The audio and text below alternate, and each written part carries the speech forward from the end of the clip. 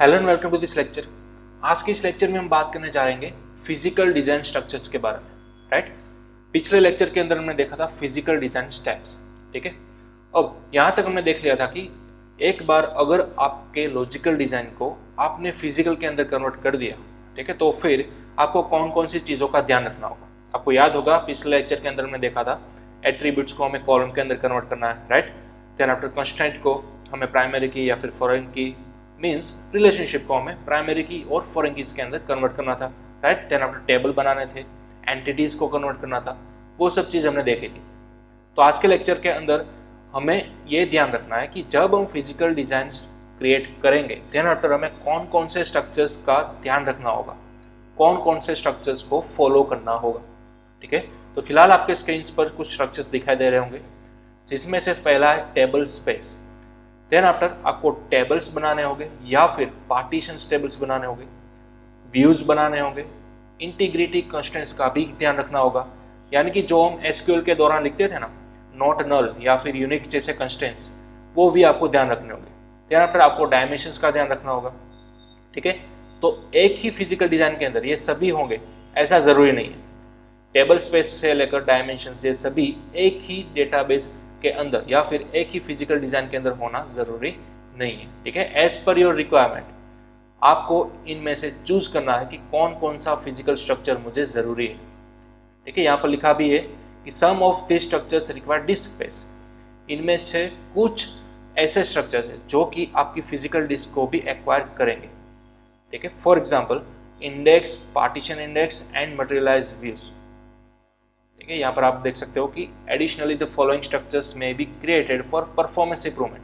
अगर आपको real time performance improvement चाहिए तो फिर आप इन तीनों में से कोई एक को बना सकते हो, किन्हीं एक को इम्प्लीमेंट कर सकते हो। फॉर एग्जाम्पल इंडेक्स या फिर partition index and then after materialized views.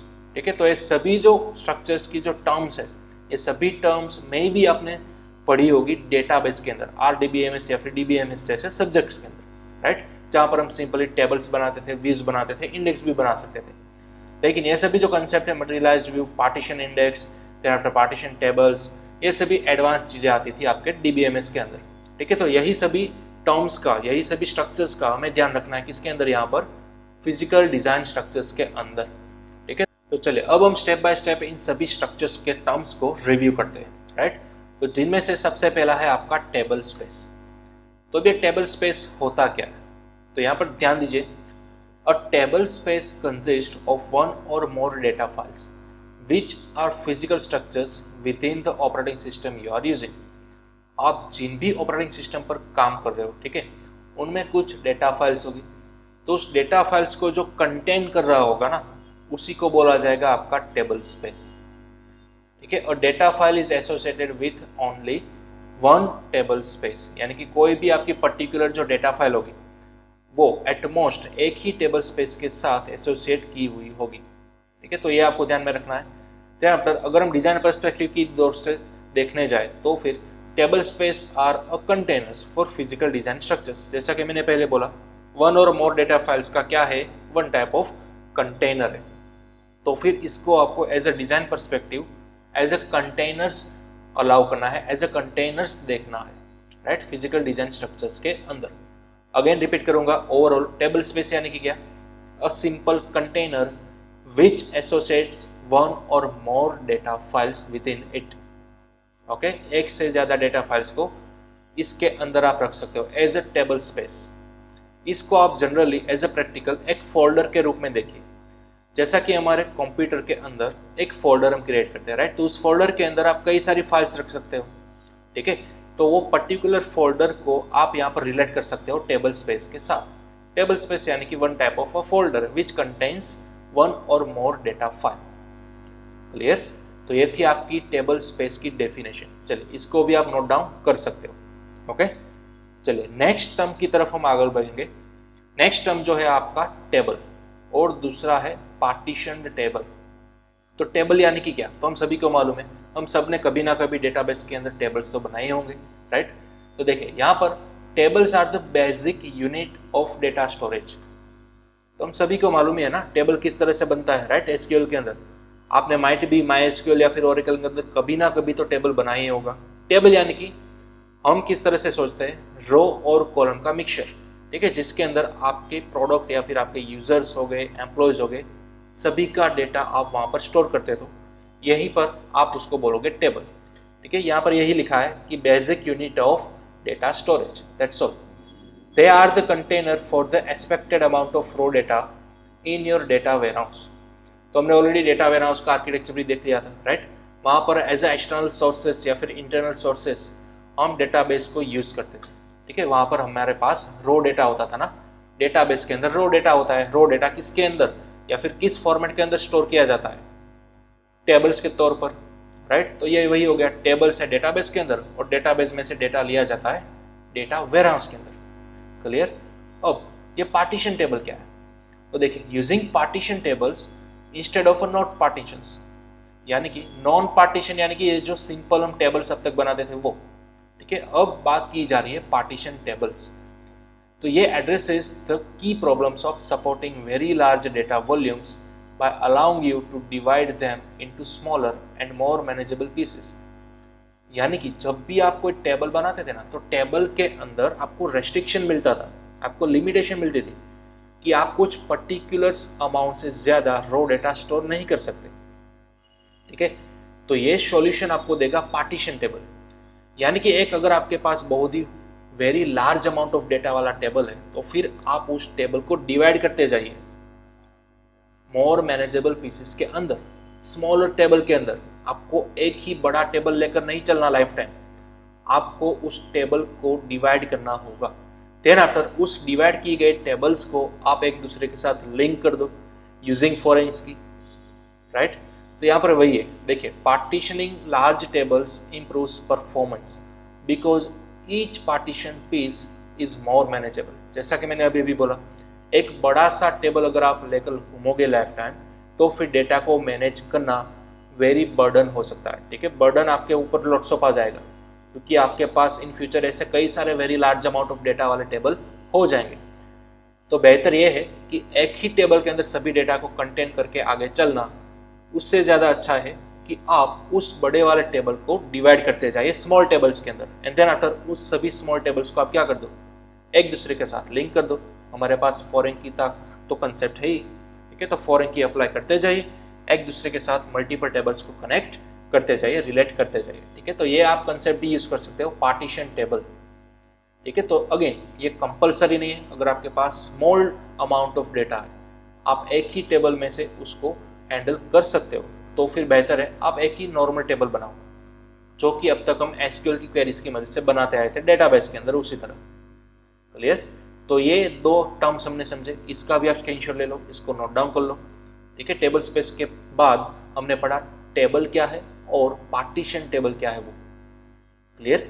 चलिए अब नेक्स्ट टर्म की तरफ हम आगे बढ़ेंगे। नेक्स्ट टर्म है हमारा व्यू। अब व्यू क्या है, माइट भी आपने डीबीएमएस के अंदर पढ़ा होगा या नहीं भी पढ़ा होगा, ठीक है, लेकिन आज मैं आपको बताने वाला हूँ प्रैक्टिकली भी व्यू आखिरकार है क्या। तो सबसे पहले हम थियोरेटिकली देख लेते हैं। A view is a tailored presentation of the data content in one or more tables और अदर व्यूज। देखिए अब इस डेफिनेशन को खास आप समझिएगा। व्यू क्या है, जस्ट एक प्रेजेंटेशन है। व्यू यानी कि आप सिर्फ और सिर्फ डेटा को देख सकते हो, डेटा को मैनिपुलेट नहीं कर सकते, राइट।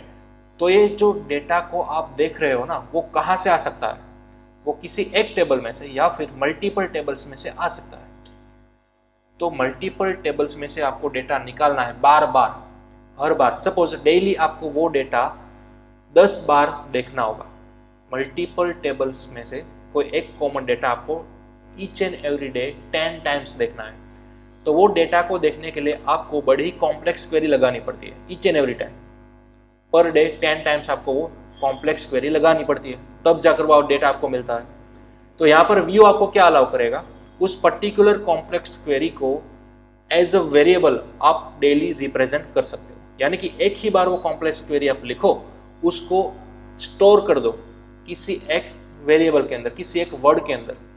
ठीक है, तो व्यू यहाँ पर आपको एज अ वर्चुअल टेबल की तरह देखने को मिलेगा। ठीक है, अभी अभी मैं आपको प्रैक्टिकल बताऊंगा तो आपको ख्याल आ जाएगा।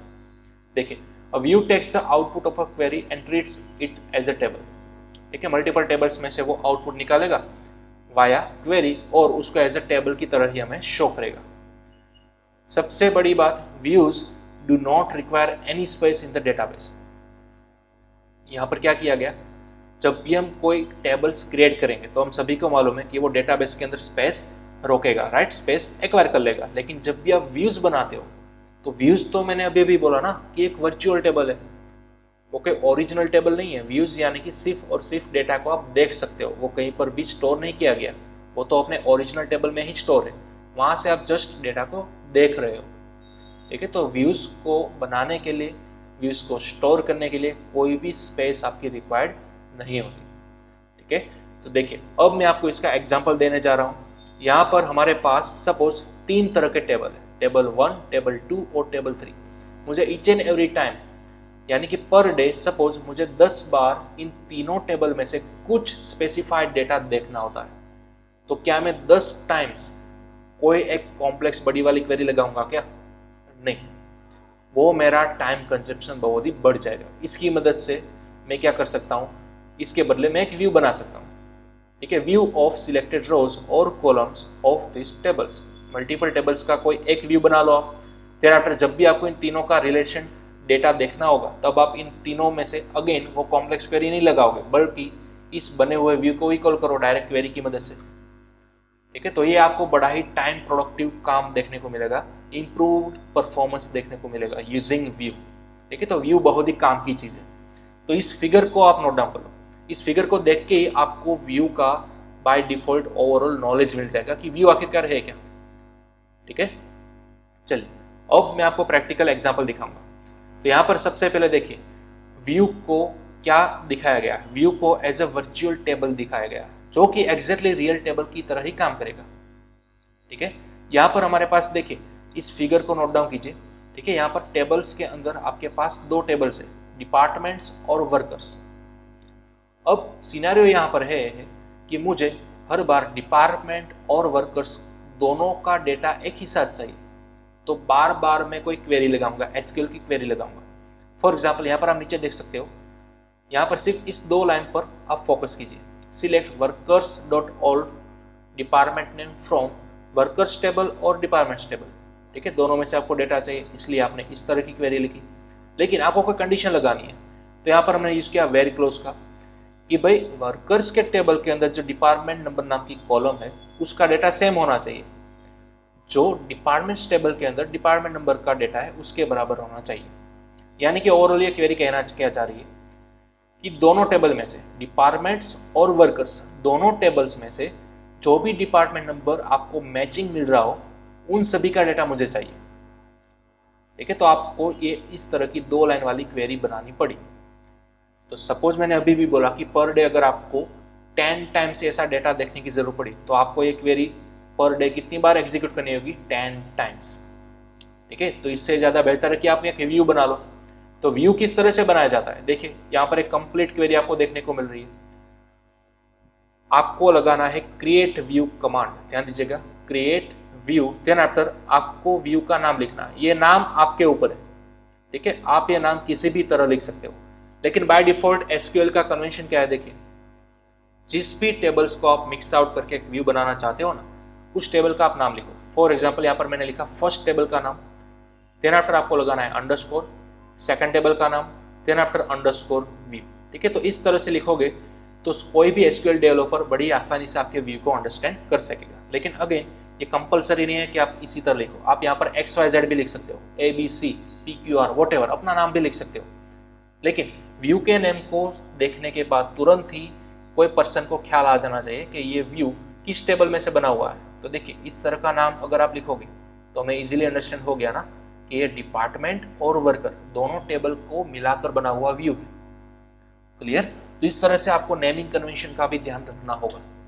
तो देखिए अगेन पूरी क्वेरी कोई एक व्यू को बनाने के लिए किस तरह से लिखी जाएगी, तो सबसे पहले क्रिएट व्यू, देन आफ्टर आपके व्यू का नाम कोई भी लिख सकते हो आप, देन आफ्टर आपको लगाना है एज कीवर्ड।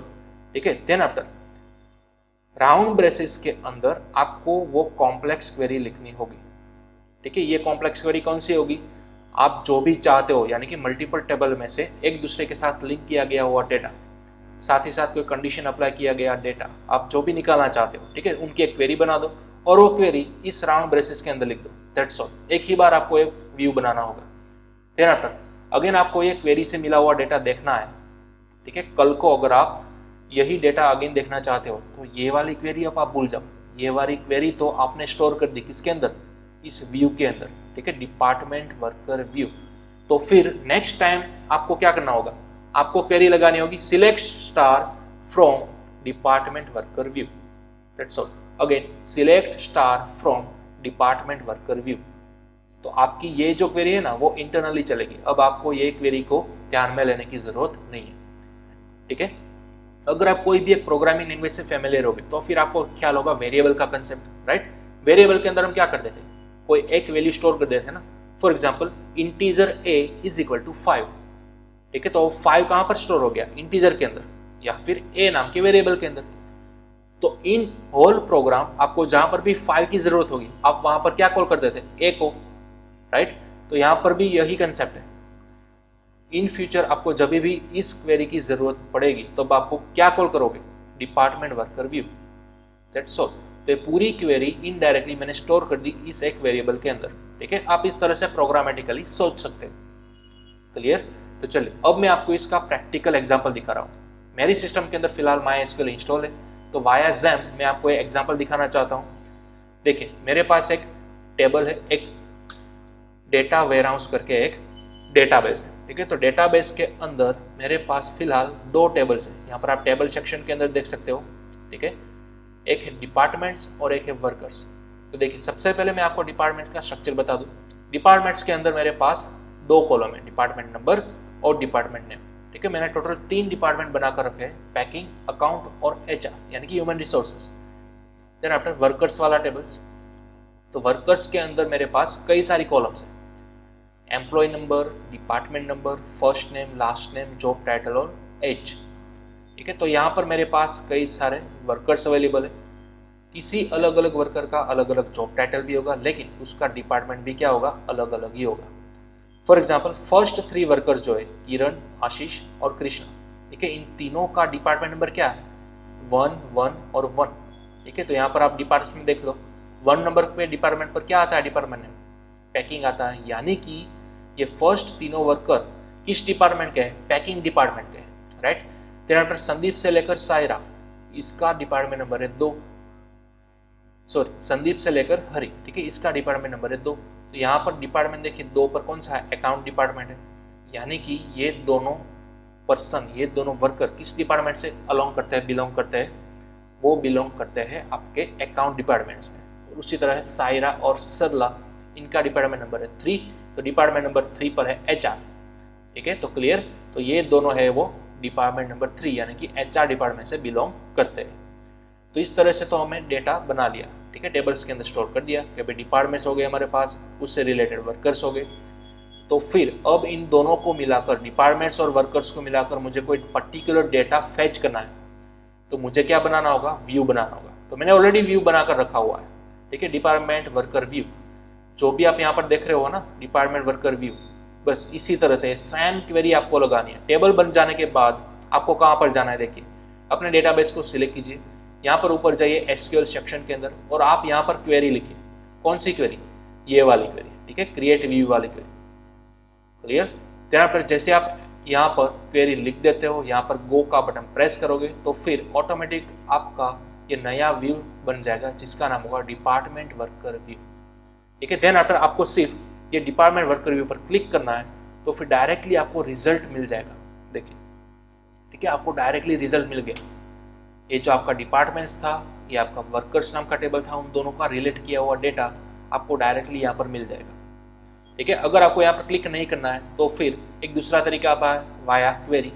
इस दूसरे तरीके के अंदर सबसे पहले आपको डेटाबेस सिलेक्ट करना होगा।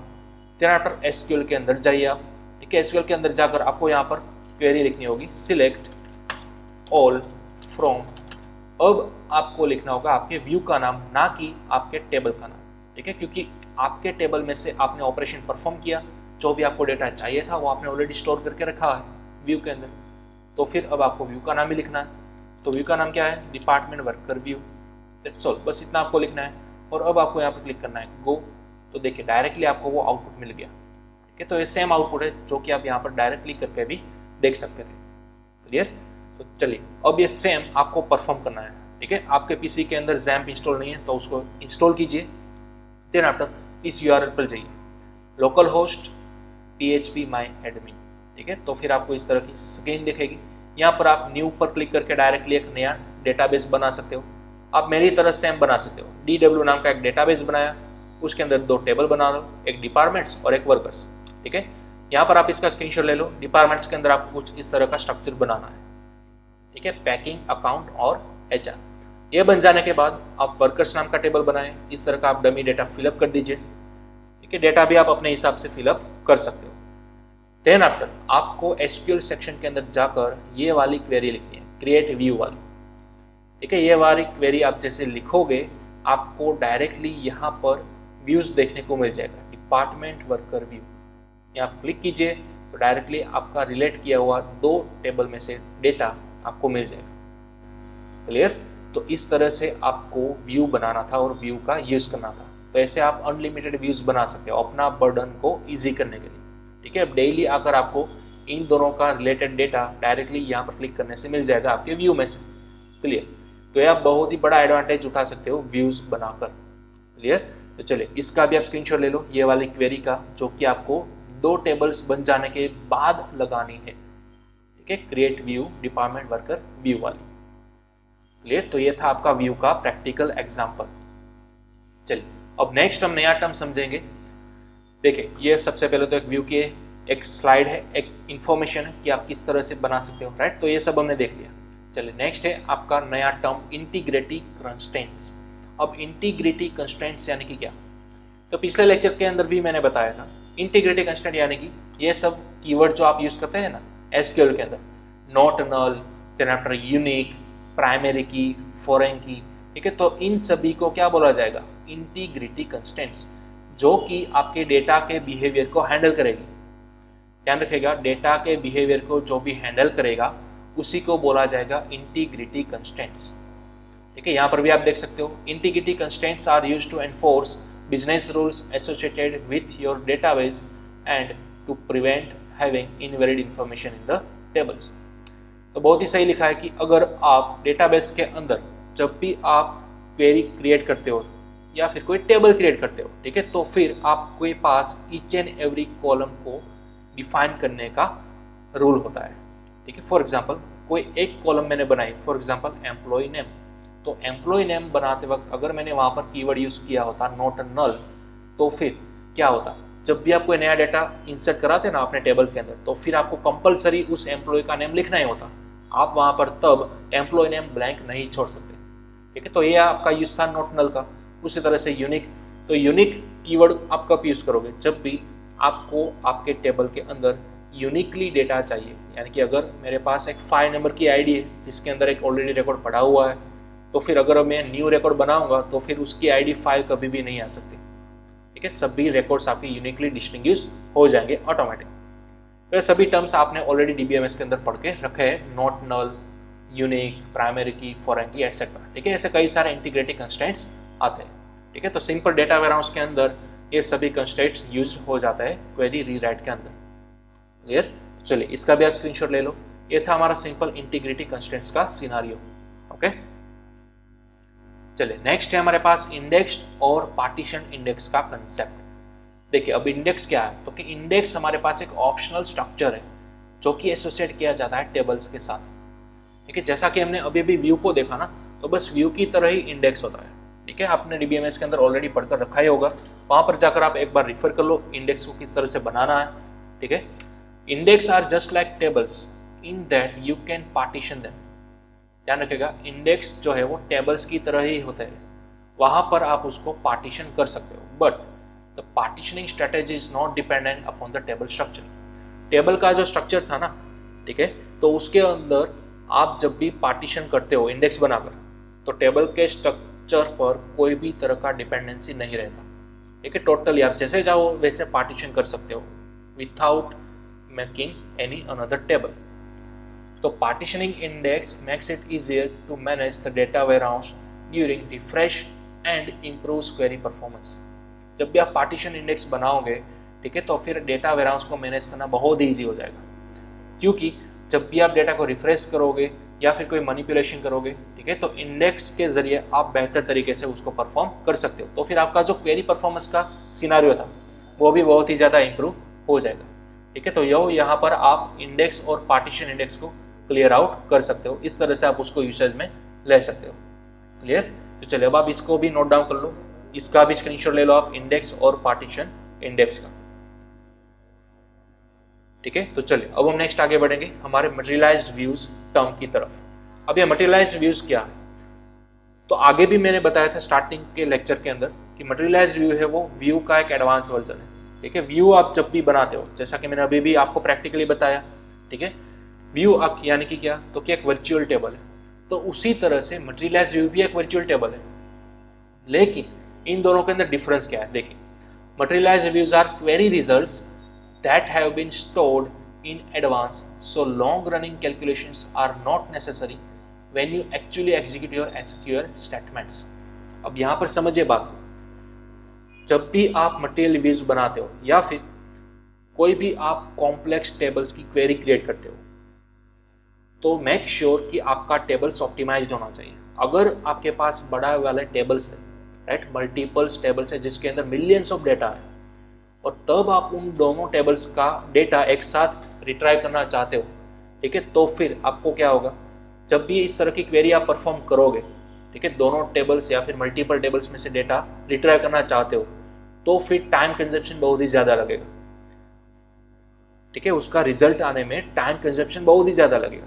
तो यहाँ पर उसका सॉल्यूशन क्या दिया गया, एक बार अगर वो रिजल्ट आ गया ना, तो फिर उस रिजल्ट को आप स्टोर कर सकते हो। तो उस रिजल्ट को स्टोर करने वाला फीचर यहाँ पर है materialized views, that's all. Then after हर बार आपको मटेरियलाइज्ड व्यू का यूज करना है, ठीक है, वो रिजल्ट देखने के लिए कि पिछली बार मेरा रिजल्ट क्या आया था। देन आफ्टर सपोज अगर आपका डेटा चेंज हो गया है, मॉडिफाई हो गया है, तो फिर आपका पिछला जो बना हुआ रिजल्ट है, ठीक है, वो तो कोई काम का नहीं है, राइट। तो फिर आपको अगेन दोनों टेबल वाली क्वेरी चलानी होगी, ठीक है। तो इसके बदले आप यूज कर सकते हो मटेरियलाइज्ड व्यू। मटेरियलाइज्ड व्यू क्या करेगा, पिछला जो सिमिलर टाइप ऑफ रिजल्ट आया था ना, उसके साथ कंपेयर करेगा नया रिजल्ट। तो जो भी नए रिजल्ट लाने के लिए टाइम लगेगा ना, सिर्फ वही टाइम यहाँ पर कंज्यूम होगा, ठीक है, वही टाइम यहाँ पर कंज्यूम होगा। और इस तरह से आप बड़े ही लार्ज अमाउंट ऑफ डेटा जो कि आपके टेबल्स के अंदर स्टोर थे, ठीक है, वहाँ से उसको रिट्राइव करने के लिए बहुत ही ज़्यादा कम टाइम लगेगा। तो ये आपको फीचर है मटेरियलाइज्ड व्यू के अंदर मिल रहा है, राइट। यहाँ पर देखिए, from a physical design point of view, materialized views resemble tables और partition tables and behave like indexes in that they are use transparently and improve performance, ठीक है। जैसा कि मैंने अभी भी जो सिनारियो बताया, मल्टीपल टेबल्स में से अगर आप मिलियंस ऑफ डेटा को रिट्राइव करना चाहते हो एक ही साथ, तो फिर बहुत ज़्यादा टाइम लगेगा। इससे ज़्यादा बेहतर है कि आप मटेरियलाइज्ड व्यू बना लो, ठीक है। तो मटेरियलाइज्ड व्यू आपको कई सारी query performance, data performance, optimization provide करेगा। क्लियर? तो इस तरह के बेनिफिट को आपको लेने के लिए मटेरियलाइज्ड व्यू का यूज भी कर सकते हैं, ठीक है। आप सिंपल रिसर्च करो व्यूज और मटेरियलाइज्ड व्यू का डिफरेंस, किस तरह से बना सकते हो, किस तरह से उसको यूज कर सकते हो, ठीक है। तो आपको डेफिनेटली मटेरियलाइज्ड व्यूज बहुत ही ज़्यादा बेनिफिशियल होगा। क्लियर? तो चलिए आज का सेशन हम यहीं तक रखते हैं। यहाँ पर हमने देखा कई सारे फिजिकल डिजाइन स्ट्रक्चर्स, ठीक है। ये जो भी हमने टर्म्स देखे, ये सभी टर्म्स किसके रिलेवेंट है, डेटाबेस के रिलेवेंट, ठीक है। तो मैंने अभी अभी आपको प्रैक्टिकली बताया था डेटाबेस, इस तरह का SQL, ठीक है। यहाँ पर मैं MySQL यूज़ कर रहा हूँ। इस तरह से आप प्रैक्टिकली भी सभी को कर सकते हो, टेबल बनाकर, व्यूज बनाकर, मटेरियलाइज्ड व्यू, इंडेक्स, इन सभी को आप प्रैक्टिकली कीजिए, ठीक है। ऑलरेडी आप मे भी DBMS के अंदर पढ़ ही चुके होंगे। अगर नहीं भी पढ़ा है तो फिर आप सिंपल इंटरनेट पर रिसर्च करके इन सबको बड़ी आसानी से एक ही दिन के अंदर सीख सकते हो, ठीक है। ऐसा कोई वो हाई लेवल का कंसेप्ट नहीं है। क्लियर? तो आई होप आपको ये आज का लेक्चर समझ में आया होगा, फिजिकल डिजाइन स्ट्रक्चर्स। क्लियर? तो चलिए अब हम मिलते हैं अपने नेक्स्ट सेशन के अंदर, लेकिन तब तक आपको इन सभी चीज़ों का कंप्लीट प्रैक्टिस कर लेना है, सभी टर्म्स को अपने दिमाग के अंदर बैठा लेना है, ठीक है।